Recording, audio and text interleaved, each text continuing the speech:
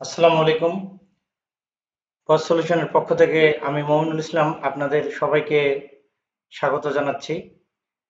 আজকে আমাদের ধারাবাহিক টিউটোরিয়ালের প্রথম টিউটোরিয়াল, যেটি হচ্ছে মূলত শিক্ষা প্রতিষ্ঠানের যে ওয়েবসাইটগুলা, ডাইনামিক ওয়েবসাইট, মাধ্যমিক, উচ্চশিক্ষা মাধ্যমিক এবং মন্ত্রণালয়ের অধিদপ্তরের অধীনে যে ওয়েবসাইটগুলা তৈরি করার নির্দেশনা দিয়েছে, আমরা পজ সলিউশন থেকে সেই সেবাটি দিয়ে যাচ্ছি।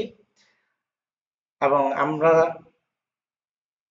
যে সকল প্রতিষ্ঠানে কাজ করেছি সেই প্রতিষ্ঠানরা যেন সহজেই তাদের ওয়েবসাইটটি নিজের তথ্য নিজে হালনাগাদ করতে পারে, সেজন্য আমরা প্রতিটি স্টেপে স্টেপে আমরা ধারাবাহিক টিউটোরিয়াল দিয়ে যাব।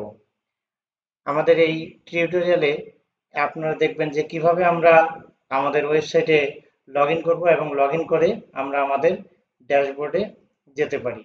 তো আমাদের এখানে দুইটি অপশন রয়েছে, একটি আছে ম্যানেজমেন্ট সিস্টেম।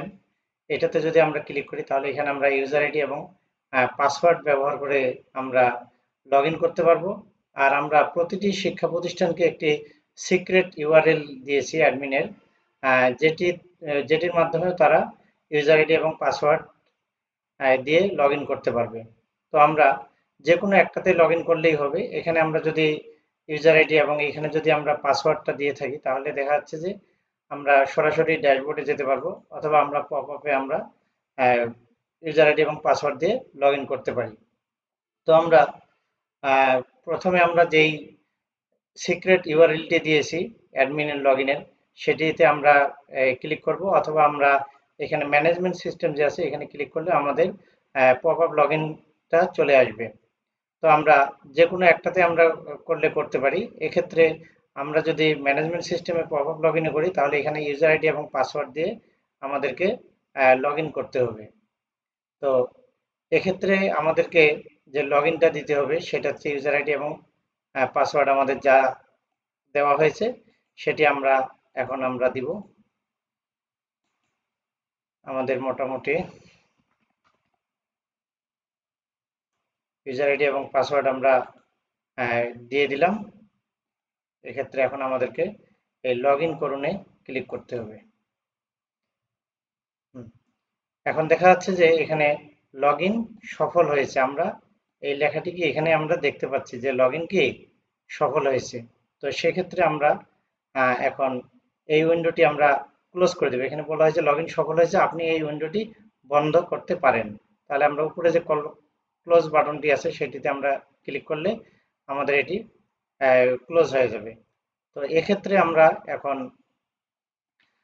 আরেকভাবে আমরা করতে পারি। তো এক্ষেত্রে আমরা যদি ফ্রন্ট এন্ড থেকে যদি আমরা লগ ইন করি সেক্ষেত্রে কিন্তু আমাদের রিডাইরেক্ট করলো না ড্যাশবোর্ডে। তো আমরা এই জন্য আমাদের প্রচ্ছদ বা হোম পেজ বা যে কোনো পেজে আমরা ক্লিক করব, অথবা আমরা রিলোড দিলেই দেখা যাচ্ছে আমাদের উপর দিকে একটি ড্যাশবোর্ড প্যানেলের নাম, আমাদের প্রতিষ্ঠানের নামটি চলে আসছে।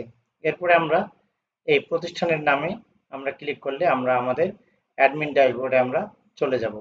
তো আমরা এখানে লগ আউট করি, দেখি যে আমরা ব্যাকএন্ড থেকে কিভাবে আমরা লগ ইন করতে পারি।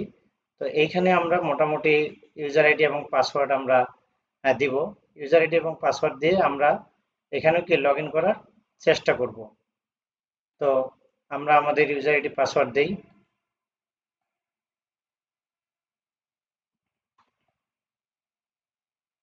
রিমেম্বারে যদি টিক চিহ্ন দিই তাহলে আমাদের ইউজার আইডি পাসওয়ার্ডটা মনে রাখবে।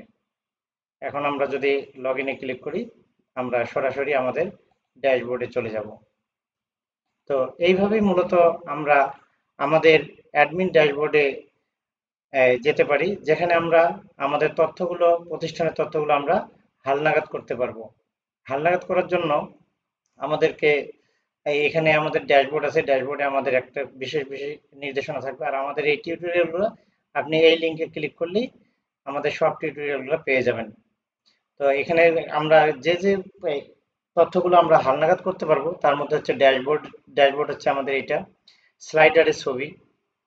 যেমন স্লাইডারের ছবি যদি আমরা যেরকম আমরা বলে যদি দিই একটু, যে আমাদের ওয়েবসাইটের ফ্রন্ট এন্ড, এই যে এখানে যে আমাদের স্লাইডারের যে ছবিগুলো আছে এগুলো আমরা পরিবর্তন করতে পারবো এই স্লাইডারের ছবির মাধ্যমে।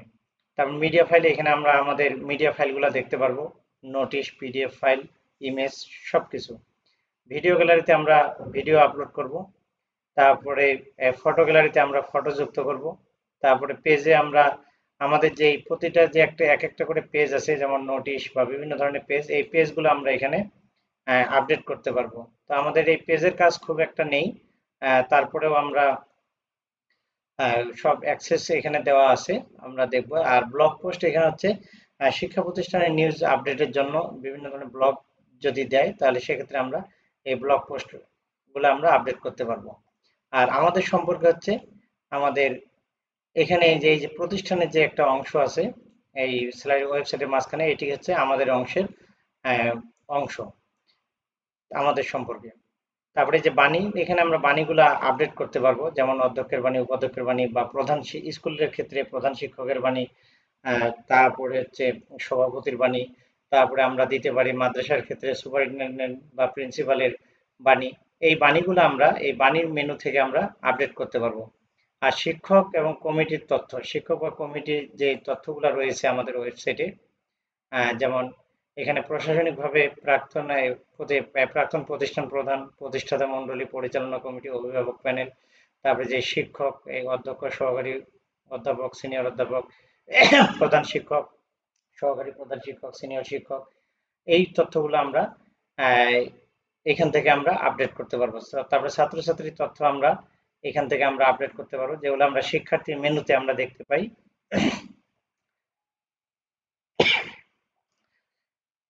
তারপরে আমরা কৃতি শিক্ষার্থী যেগুলো রয়েছে সেগুলো আমরা এখান থেকে আমরা আপডেট করতে পারবো।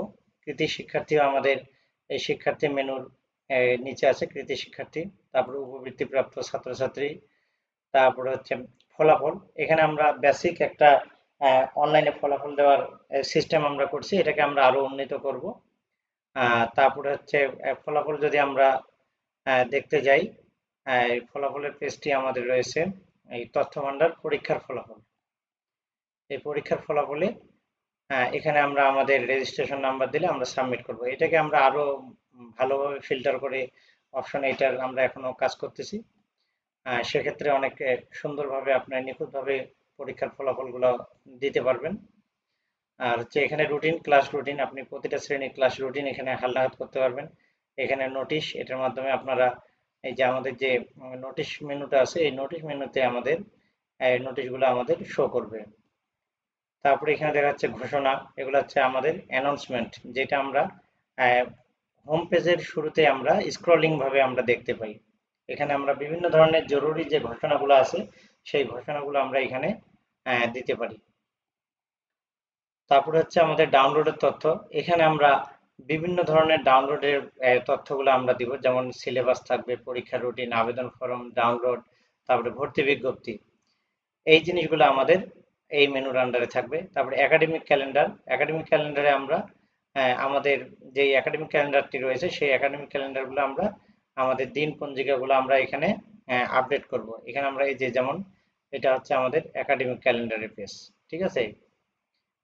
তো এখানে হচ্ছে এরপরে আমাদের থাকতেছে ছুটির তালিকা, ছুটির তালিকাগুলো আমাদের এখানে থাকবে অনেকটা একাডেমিক ক্যালেন্ডারের মতোই। তারপরে লাইব্রেরি এবং ইবুক, এইটার মাধ্যমে আমরা আমাদের ইবুক এবং লাইব্রেরিগুলো কি আমরা এখানে আপডেট করতে পারবো। যেমন আমরা যদি ইবুকে ক্লিক করি তাহলে আমরা দেখতে পাচ্ছি যে এখানে বইয়ের নাম লিখে, তারপরে ক্যাটাগরি, তারপরে ভাষা এবং লেখককে ফিল্টার করে আমরা এখানে আপডেট করতে পারবো, এবং যেগুলো যেগুলো আমরা যুক্ত করবো সেগুলো আমাদের এখানে ইবুক লাইব্রেরিতে শো করবে।